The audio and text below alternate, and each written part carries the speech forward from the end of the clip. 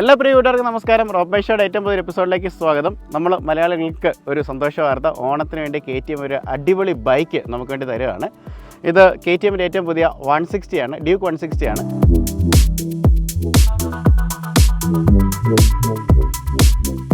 അപ്പം നമുക്കറിയാം, ഡ്യൂക്ക് എന്ന് പറയുന്നത് നമ്മൾ ഇന്ത്യയിലേക്ക് വന്നത് 2013 അന്ന് മുതലേ വലിയൊരു ചലനം ഉണ്ടാക്കിയൊരു വാഹനമാണ്. നമ്മൾ ഈ അവതാർ സിനിമയ്ക്കകത്തൊക്കെ കാണുന്ന പോലെ how to train your dragon എന്ന് പറഞ്ഞ പോലെ ഈ വണ്ടി ഒന്ന് മെരുക്കെടുക്കുക എന്ന് പറയുന്നത് അത്ര വലിയ ബുദ്ധിമുട്ടുള്ളൊരു കാര്യമായിരുന്നു. കാരണം അത്രയും പെർഫോമൻസ് ഓറിയൻറ്റഡ് ആയിട്ട് ഒരു റേസിംഗ് DNA വന്നിരിക്കുന്ന വാഹനമാണ് KTM എന്ന് പറയുന്നത്.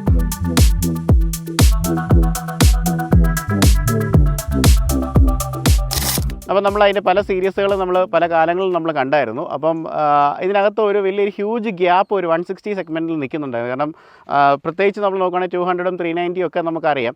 അപ്പം അത് എല്ലാവർക്കും അഫോർഡബിൾ ആകുമെന്ന് ചോദിച്ചു കഴിഞ്ഞാൽ അത് ഇച്ചിരി പാടായിരിക്കും. കാരണം എല്ലാ ചെറുപ്പക്കാരുടെയും ആഗ്രഹം എന്ന് പറയുന്നത് നല്ലൊരു ബൈക്ക് എടുക്കുക എന്നുള്ളതാണ്. പലരുടെയും ഫസ്റ്റ് ലിസ്റ്റിൽ വരുന്ന ഒരു വാഹനമാണ് ഡ്യൂക്ക് എന്ന് പറയുന്നത്. പക്ഷേ ഫിനാൻസിൻ്റെ പ്രശ്നങ്ങൾ കൊണ്ട് അല്ലെങ്കിൽ ബഡ്ജറ്റിൻ്റെ പ്രശ്നങ്ങൾ കൊണ്ട് പലർക്കും ആ ഒരു ലെവലിലേക്ക് പോകാൻ സാധിക്കുന്നില്ല. അപ്പോൾ അത് ഡ്യൂക്ക് മനസ്സിലാക്കി ഇന്ത്യക്ക് വേണ്ടി അടിപൊളിയായിട്ടുള്ള ഒരു ബൈക്ക് 160 ഡ്യൂക്ക് 160 അവർ ഇറക്കിയിട്ടുണ്ട്. അപ്പോൾ ആ വാഹനത്തിൻ്റെ വിശേഷങ്ങളാണ് ഇന്ന് പങ്കുവയ്ക്കുന്നത്. നമ്മളിന്ന് ബാംഗ്ലൂരാണുള്ളത്. മീഡിയ ഡ്രൈവിന് വേണ്ടി വന്നാണ്. നന്ദി ഹിൽസിലാണ്, വളരെ ബ്യൂട്ടിഫുൾ ആയിട്ടുള്ള ഒരു പ്ലേസിലാണ് നമ്മൾ നിൽക്കുന്നത്.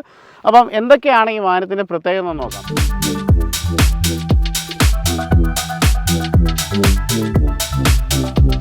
ബഡ്ജറ്റ് തന്നെയാണ് മെയിനായിട്ട്. അപ്പോൾ അതിൻ്റെ വില തന്നെ പറഞ്ഞുകൊണ്ട് ഇറങ്ങും. 1,85,000 രൂപ എക്സ്ഷോറൂമിന് വാങ്ങിക്കാൻ പറ്റുന്ന ഒരു അടിപൊളി ഒരു നേക്കഡ് സ്പോർട്സ് ബൈക്കാണ് നമ്മുടെ ഡ്യൂക്ക് 160 എന്ന് പറയുന്നത്.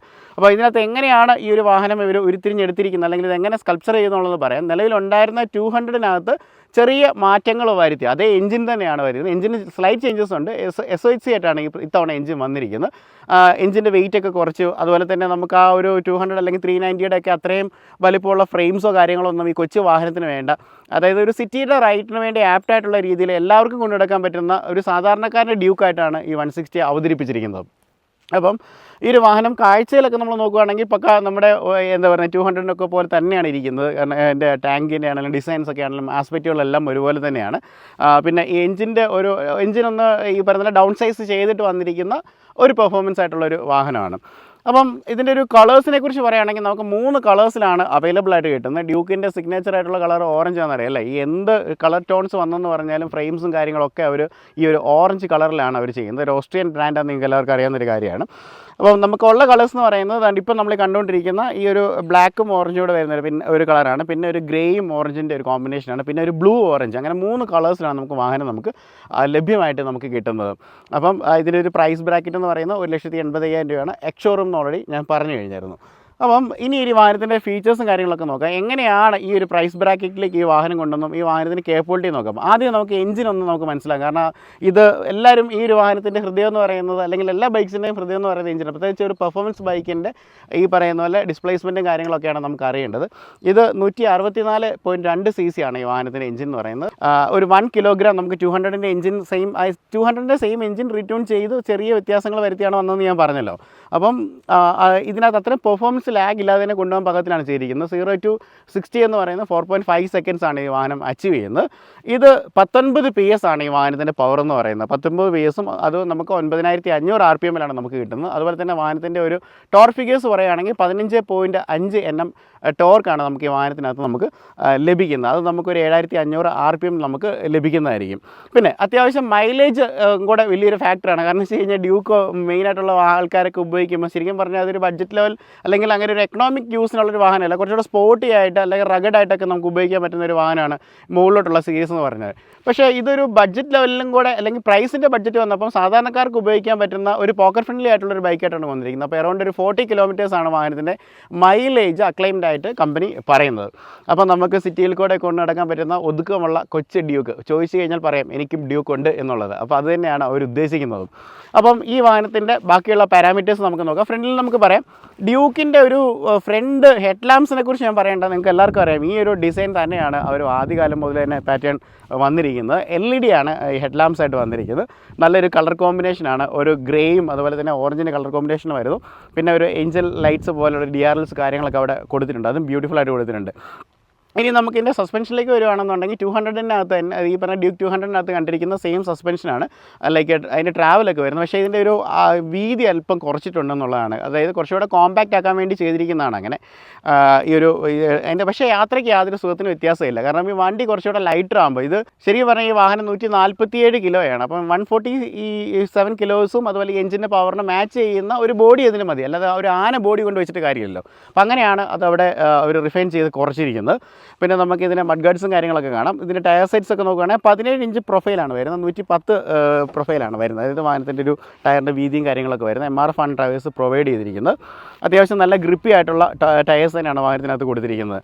പിന്നെ ഇതിൻ്റെ ഫ്രണ്ടിലും ബാക്കിലും ഒക്കെ ഡിസ്ക് ബ്രേക്കുകളാണ് വാഹനത്തിനകത്ത് പ്രൊവൈഡ് ചെയ്തിരിക്കുന്നത്. അപ്പം അതിനകത്ത് ഫ്രണ്ടിലേക്ക് വരുന്ന സമയത്ത് 320 mm ഡിസ്ക് ബ്രേക്കുകളാണ് ഇത് ഉപയോഗിച്ചിരിക്കുന്നത്. അതുപോലെ തന്നെ റേഡിയലായിട്ട് വരുന്ന കാലിപ്പേഴ്സാണ്. നിങ്ങൾ നോക്കുകയാണെങ്കിൽ ബൈബറാണ് ഇതിൻ്റെ ഒരു ബ്രേക്കിംഗ് സൊല്യൂഷൻസ് വാഹനത്തിനകത്ത് പ്രൊവൈഡ് ചെയ്തിരിക്കുന്നത്. പിന്നെ ഇത് ഡ്യുവൽ ചാനൽ ABS വരുന്നൊരു വാഹനമാണ്. ഡ്യുവൽ ചാനൽ ABS എന്ന് വരുമ്പോൾ നമുക്കറിയാം 2 ABS ഒക്കെ ഉണ്ടെന്നുണ്ടെങ്കിൽ നമുക്കിതൊരു സ്പോട്ടി ആയിട്ടൊന്നും ചില സമയങ്ങളിൽ നമുക്കൊന്ന് എന്താ ഫ്രണ്ടൊക്കെ പൊക്കിയൊക്കെ ഒന്ന് പോകണമെന്നുണ്ടെങ്കിൽ അത് സാധ്യമാകാതൊക്കെ വരും. ഈ പറയുന്ന ABSൻ്റെ 2 ടയറും ABS ആണെന്നുണ്ടെങ്കിൽ. അപ്പോൾ അങ്ങനെയൊക്കെ ഓടിക്കണമെന്നുണ്ടെങ്കിൽ ഒരു ABS നമുക്ക് ഓഫ് ചെയ്യാനായിട്ട് പറ്റും. അപ്പോൾ അതിനുവേണ്ടിയാണ് അങ്ങനെ ഒരു ഫെസിലിറ്റി ഈ വാഹനത്തിനകത്ത് കൊടുത്തിരിക്കുന്നത്. അപ്പോൾ അതാണ് ഒരു ഫ്രണ്ട് വശത്തെക്കുറിച്ച് പറയേണ്ടത്. പിന്നെ ടാങ്ക് എന്ന് പറയുന്നത് ഭയങ്കര സ്കൾപ്റ്റഡ് ആയിട്ട് വരുന്ന ടാങ്കാണ്. നിങ്ങളെല്ലാവരും ഈ ഒരു ടാങ്കും കാര്യങ്ങളൊക്കെ നിങ്ങൾ കണ്ടിട്ടുള്ളതാണ്. അപ്പോൾ അതിനകത്തുള്ള ഗ്രാഫിക്സും നല്ലതാണ്. ഡ്യൂക്ക് 160 എന്നുള്ളൊരു ഗ്രാഫിക്സ് കൊടുത്തിട്ടുണ്ട്. 10.1 ലിറ്ററാണ് ഈ ഒരു ഫ്യൂൽ ടാങ്കിൻ്റെ കപ്പാസിറ്റി എന്ന് പറയുന്നത്. വണ്ടി നല്ല ഒതുക്കമുള്ളൊരു വണ്ടിയാണ്. അപ്പോൾ അത്യാവശ്യം അതുപോലെ സീറ്റ്സ് ഒക്കെ ആണെങ്കിലും 2 പേർക്ക് ഇരിക്കത്തക്ക രീതിയിലുള്ള സീറ്റ്സ് ഓൾറെഡി ഉണ്ട്. പിന്നെ ഡ്യൂക്കിലേക്ക് നമ്മൾ സാധാരണ നമ്മൾ 390 കാണുന്ന സമയത്ത് ബാക്കിലിരിക്കുന്ന ആൾ ഒത്തിരി പൊങ്ങിയിരിക്കുന്നതായിട്ടൊക്കെ കാണാം അല്ലേ. പക്ഷേ ഇത്തവണ നമ്മൾ നോക്കുകയാണെന്നുണ്ടെങ്കിൽ ലൈക്ക് സീറ്റൊക്കെ കുറച്ചുകൂടെ വീതിയൊക്കെ കൂട്ടി വളരെ കംഫർട്ടബിൾ ആയിട്ട് റൈഡ് ചെയ്യാൻ പറ്റുന്ന, നമ്മൾ ഈ പറയുന്ന പോലെ എന്താ പറയുക, കലിപ്പനും കാന്താരിക്കൊക്കെ പോകാൻ പറ്റുന്ന രീതിയിലുള്ള ഒരു ബൈക്ക് ഡിസൈൻ അല്ലെങ്കിൽ ഒരു സീറ്റിൻ്റെ ഡിസൈൻസ് തന്നെയാണ് കൊടുത്തിരിക്കുന്നത് പറഞ്ഞത്. പിന്നെ 815 mm സീറ്റിൻ്റെ ഒരു സാഡിൽ ഹൈറ്റ് എന്ന് പറയുന്നത്. അത് എല്ലാവർക്കും ഒരു പ്രശ്നമാണ്, കാല് നിലത്തെത്തുമോ ഇല്ലയോ എന്നുള്ളത്. 170 cm ഉള്ള എനിക്ക് വളരെ ഈസി ആയിട്ട് നമുക്ക് കാല് നിലത്തെത്തും എന്നുള്ളതാണ് പറയുന്നത്. അപ്പോൾ എന്നെ പോലെയുള്ള പൊക്കമുള്ള, അതായത് 5.6 അടിയുള്ള ആൾക്കാർക്കൊക്കെ ഈസി ആയിട്ട് നമുക്ക് ഈ വാഹനത്തിന് മുകളിൽ കയറി ഇരുന്ന് യാത്ര ചെയ്യാൻ പറ്റുമെന്നുള്ളതാണ്. അപ്പോൾ സീറ്റ്സിനെ കുറിച്ച് നമ്മൾ പറഞ്ഞു, ടാങ്കിനെ കുറിച്ച് പറഞ്ഞു. ഇനി നമുക്ക് വാഹനത്തിൻ്റെ ഹെഡിലേക്ക് വരാം. ഹെഡിലേക്ക് വരുന്ന സമയത്ത് നമുക്ക് ഒരു ഡോട്ട് മെട്രിക്സ് ആയിട്ട് വരുന്ന ഒരു ഡിസ്പ്ലേ ആണ് കൊടുത്തിരിക്കുന്നത്. കാൽക്കുലേറ്റർ ടൈപ്പ് ഡിസ്പ്ലേ ആണ് വന്നിരിക്കുന്നത്. അപ്പോൾ KTM പറയുന്നത് വാഹനത്തിൻ്റെ കൂടുതൽ പെർഫോമൻസിനാണ് റൈഡേഴ്സ് ഇമ്പോർട്ടൻസ് കൊടുക്കുന്നത്. അപ്പോൾ അവർക്ക് കളർ ഡിസ്പ്ലേയുടെ ഒന്നും ആവശ്യമില്ല എന്നുള്ളതാണ് പറയുന്നത്. അപ്പോൾ അങ്ങനെയാണ് ആ ഒരു ഡിസ്പ്ലേ ഇവിടെ വെച്ചിരിക്കുന്നത്. അതിനകത്ത് അത്യാവശ്യം എല്ലാ പാരാമീറ്റേഴ്സും നമുക്ക് കാണാനായിട്ട് നമുക്ക് സാധിക്കും. സ്പീഡും കാര്യങ്ങളൊക്കെ നമുക്ക് അവിടെ കാണാം. ABS ഓൺ ഓഫ് ഒക്കെ നമുക്കിവിടെ അറിയാനായിട്ട് പറ്റും. 2 സൈഡിലായിട്ട് നമുക്ക് ഇതിൻ്റെ സ്വിച്ചസും കാര്യങ്ങളൊക്കെ കാണാം. അതുപോലെ നമുക്ക് കണ്ണാടി നമുക്കിവിടെ കാണാം. കണ്ണാടി എന്ന് പറഞ്ഞാൽ വളരെ സിമ്പിളായിട്ടുള്ള ഒരു കണ്ണാടിയാണ് നമ്മളിവിടെ കാണുന്നത്. നമുക്ക് ഈ വശത്തേക്ക് വരുവാണെങ്കിൽ എഞ്ചിൻ്റെ കിൽ സ്വിച്ചും കാര്യങ്ങളൊക്കെ ഉണ്ട്. അതുപോലെ എഞ്ചിൻ്റെ സ്റ്റാർട്ട് ബട്ടൺ ഒക്കെയാണ് ഈ ഒരു വശത്തായിട്ട് വരുന്നത്. ഇപ്പുറത്തെ വശത്തേക്ക് വരുന്ന സമയത്ത് നമുക്ക് ഈ ക്ലസ്റ്ററിലെ കൺട്രോൾസും കാര്യങ്ങളൊക്കെയാണ് ഇത് നമുക്ക് ചെയ്യാനായിട്ട് പറ്റുന്നത്. ഇത് നമുക്ക് ഹസാർഡിൻ്റെ ഒരു സ്വിച്ച് നമുക്കിവിടെ കൊടുത്തിരിക്കുന്നതായിട്ട് കാണാം. ഹോൺ വരുന്നുണ്ട്, ഇൻഡിക്കേറ്റേഴ്സ് വരുന്നുണ്ട്. അപ്പോൾ ഇതൊക്കെയാണ് അത്യാവശ്യം നല്ല ഗ്രിപ്പി ആയിട്ട് വരുന്ന ഒരു ഹാൻഡിൽസൊക്കെയാണ് വാഹനത്തിനകത്ത് കൊടുത്തിരിക്കുന്നത്. പിന്നെ ഈ ഒരു വശത്തേക്ക് വരുന്ന സമയത്തേക്ക് നമുക്ക് ഇതിൻ്റെ ഫ്രെയിം നമുക്ക് കാണാം. സ്പ്ലിറ്റ് ട്രെല്ലിസ് ഫ്രെയിം ആയിട്ടാണ് വാഹനത്തിനകത്ത് കൊടുത്തിരിക്കുന്നത്. അതിൻ്റെയും ട്യൂബുലറായിട്ടുള്ള സൈസ് കുറച്ച്, വെയിറ്റ് കുറച്ചുണ്ട്. മൊത്തത്തിൽ ഒരു 12 കിലോഗ്രാം കുറച്ചിട്ടാണ് നമുക്ക് ഈ ഒരു വാഹനം വന്നിരിക്കുന്നത്. അങ്ങനെയാണ് 147 കിലോസ് വരുന്നത്. ഇനി ബാക്ക് സെറ്റ് ടയേഴ്സിലേക്ക് വരുവാണെന്നുണ്ടെങ്കിൽ അത്യാവശ്യം കുറച്ചുകൂടി വീതിയുള്ള ടയേഴ്സാണ്. 17 ഇഞ്ച് തന്നെയാണ്, പക്ഷേ ഫ്രണ്ടിനേക്കാളും കുറച്ചുകൂടി വീതിയുള്ള ടയേഴ്സാണ് ഇട്ടിരിക്കുന്നത്. ഒരു 280 mm വലുപ്പമുള്ള ഒരു ഡിസ്ക് ബ്രേക്കുകളും വാഹനത്തിൻ്റെ ബാക്കിൽ കൊടുത്തിട്ടുണ്ട്. അപ്പോൾ അതിനകത്ത് ഫ്ലോട്ടിംഗ് കാലിപ്പേഴ്സാണ് ഇവിടെ വന്നിരിക്കുന്നത്. അപ്പോൾ അത്രയും കാര്യങ്ങളൊക്കെയാണ് മെയിനായിട്ട് വന്നിരിക്കുന്നത്. എക്സോസ്റ്റിനെ കുറിച്ച് പറയുകയാണെന്നുണ്ടെങ്കിൽ അണ്ടർ ബെല്ലി ആയിട്ട് വരുന്ന ബോക്സി ആയിട്ടുള്ള എക്സോസ്റ്റാണ് വാഹനത്തിനകത്ത് കൊടുത്തിരിക്കുന്നത്. അപ്പം ഇത് മൊത്തത്തിലൊരു നേക്കഡ് ആയിട്ടുള്ള ഒരു ഡിസൈനാണ് ഈ വാഹനത്തിനകത്ത് ഉള്ളത്. അപ്പോൾ അതുകൊണ്ട് ചെയിനൊക്കെ കുറച്ച് ഓപ്പൺ സൈസിലാണ് ഇരിക്കുന്നത്. അപ്പോൾ നമ്മൾ കുറച്ചുകൂടെ കറക്റ്റായിട്ട് ലൂബ്രിക്കേറ്റ് ഒക്കെ ചെയ്ത് നമ്മളിത് കൊണ്ടുപോകണം. അപ്പോൾ നമ്മൾ ഈ ഒരു വാഹനത്തിൻ്റെ ഒരു എക്സോസ്റ്റ് സൗണ്ട് നിങ്ങൾക്കറിയാം, ഒരു ഡിഫറൻ്റ് ആയിട്ടുള്ളൊരു സൗണ്ടാണ്. അപ്പോൾ ഈ ഒരു വാഹനം 200 ഇൻസ്പയർഡ് ആയിട്ട് വന്നിരിക്കുന്നുണ്ട്. ആ എഞ്ചിന് തന്നെ ആയതുകൊണ്ട് ആ സൗണ്ടിനൊന്നും ചേഞ്ച് ഇല്ല. നല്ല ഭംഗിയുള്ളൊരു സൗണ്ട് തന്നെയാണ്. കാരണം KTMൻ്റെ ഒരു സൗണ്ട് നമുക്ക് ഒരു ഐഡൻറ്റിറ്റിയാണ് എപ്പോഴും. അപ്പോൾ ആ ഒരു നല്ല ഒരു സ്മൂത്ത് ആയിട്ടുള്ള ഒരു സൗണ്ട് തന്നെയാണ് വാഹനത്തിനകത്തുള്ളത്. പിന്നെ ഓടിക്കുമ്പോഴുള്ള ഒരു കംഫർട്ട് എന്ന് പറഞ്ഞു കഴിഞ്ഞാൽ പ്രധാനമായിട്ട് എനിക്ക് ഇഷ്ടപ്പെട്ടതെന്ന് പറഞ്ഞു കഴിഞ്ഞാൽ ഒരു ഹാൻഡ്ലിംഗ് ആണ്. വണ്ടിയുടെ ഹാൻഡ്ലിംഗ് എന്ന് പറഞ്ഞു കഴിഞ്ഞാൽ നമുക്ക് ലൈക്ക് ഈ പറയുന്ന പോലെ 147 കിലോ ആണെങ്കിലും നമുക്ക് തൊട്ട് അറിയത്തില്ല. കാരണം വളരെ കംഫർട്ടബിളായിട്ട് നമുക്ക് മാനുവർ ചെയ്ത് പോകാനായിട്ട് പറ്റും. ടേൺസ് ഒക്കെ എടുക്കുന്ന കാര്യത്തിലും ബുദ്ധിമുട്ടില്ല. ബ്രേക്കിംഗ് നല്ല അടിപൊളി ബ്രേക്കിംഗ് ആണ് കേട്ടോ. കാരണം വെച്ച് കഴിഞ്ഞാൽ നമ്മൾ ഉദ്ദേശിക്കുന്ന രീതിയിൽ തന്നെ നമുക്ക് സ്പീഡ് കുറച്ച് കൊണ്ട് നിർത്താൻ പറ്റുന്നുണ്ട്. പിന്നെ ഇത് സ്പീഡിൽ നമ്മൾ ഓടിക്കുന്ന ഒരു സമയം എന്ന് പറഞ്ഞു കഴിഞ്ഞാൽ ലൈക്ക് ഭയങ്കര ലീനിയർ ആയിട്ടായിരിക്കും ഇതിലൊരു പവർ കയറി വരുന്നത്. അതായത് നമുക്ക് ഷാർപ്പായിട്ടുള്ളൊരു ഇൻക്രീസ് നമുക്ക് ചെറിയ ഗിയറുകളിൽ കിട്ടുമെങ്കിലും മുകളിലോട്ട് വരുമ്പോൾ ഭയങ്കര ലീനിയറായിട്ട്, അതായത് സമയം എടുത്തിട്ടാണ് ലൈക്ക് ഒരു നമുക്ക് ഞാനിപ്പോൾ ഈ ഒരു വണ്ടി ഓടിച്ചത് ഒരു 105 വരെയാണ് എനിക്ക് ഓടിക്കാനായിട്ട് സാധിച്ചത്. ഒരു സ്ട്രൈറ്റ് റോഡിൽ നമ്മൾ ഓടിച്ചത്. പക്ഷേ അതൊരു പതുക്കെ സ്പീഡ്. പക്ഷേ ഇത് നമ്മൾ ഓടിക്കുകയാണെങ്കിൽ ഇതിലൊരു പ്ലഷർ കിടക്കുന്ന ഒരു സ്പീഡ് എന്ന് പറഞ്ഞാൽ ഒരു 50 ടു ഒരു 70 ഇടയ്ക്കാണ് നമുക്കൊരു 50-ൻ്റെ 70-ന് നമുക്ക് ഓടിച്ചു കഴിഞ്ഞാൽ വളരെ സ്മൂത്തറായിട്ട് ക്രൂസ് ചെയ്തുകൊണ്ട് പോകാൻ പറ്റുന്നൊരു വാഹനമാണ്. പ്രത്യേകിച്ച് നമ്മുടെ സിറ്റി റൈഡ്സിനോ അല്ലെങ്കിൽ നമ്മുടെ നഗരങ്ങൾക്ക്, പ്രത്യേകിച്ച് കേരളം പോലെ ഇടതൂർന്ന വീടുകളൊക്കെ ഉള്ള അല്ലെങ്കിൽ നഗരപ്രദേശങ്ങളിലൊക്കെ ഓടിക്കാൻ പറ്റിയ ഏറ്റവും ബെസ്റ്റായിട്ടുള്ള ഒരു ബൈക്കാണ്. പിന്നെ ഫ്യൂൽ എഫിഷ്യൻസി ആണെന്നുണ്ടെങ്കിലും മോശമില്ലാത്തൊരു ഫ്യൂൽ എഫിഷ്യൻസി ആയിരുന്നു. നമ്മൾ ഭയങ്കര സ്പീഡിലും പല രീതിയിലൊക്കെയാണ് നമ്മൾ വാഹനം ഓടിച്ചത്. അതുകൊണ്ട് നമുക്ക് എക്സാക്ട്ലി നമുക്കതൊരു മെഷർ കിട്ടത്തില്ല. ബ്രാൻഡ് പറയുന്നൊരു 40 ആണ്, എന്താണെങ്കിലും അത് കിട്ടുമായിരിക്കും. കാരണം 164cc അല്ലേ വരുന്നുള്ളൂ. അപ്പോൾ എന്താണെങ്കിലും അത് കിട്ടാനുള്ളൊരു പ്രോബിലിറ്റിയും കാര്യങ്ങളൊക്കെ ഉണ്ട്.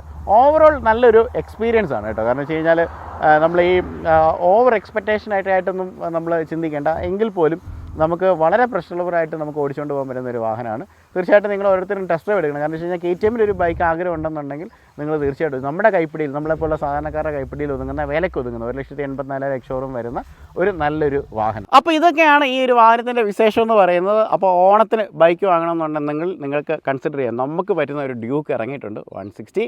അപ്പോൾ അതിൻ്റെ പ്രൈസ് 1,75,000 രൂപ. അതുപോലെ അത്യാവശ്യം മൈലേജ് 40 കിട്ടുകയും ചെയ്യും. അപ്പോൾ ഈ ഒരു വാഹനത്തെക്കുറിച്ചുള്ള നിങ്ങളുടെ അഭിപ്രായങ്ങളൊക്കെ നിങ്ങൾ കമൻറ്റ് വേണ്ട താഴെ എഴുതുക. അതുപോലെ പുതിയൊരു വീഡിയോ ആയിട്ട് കണ്ടാം. So this is Robin signing off from Robin show.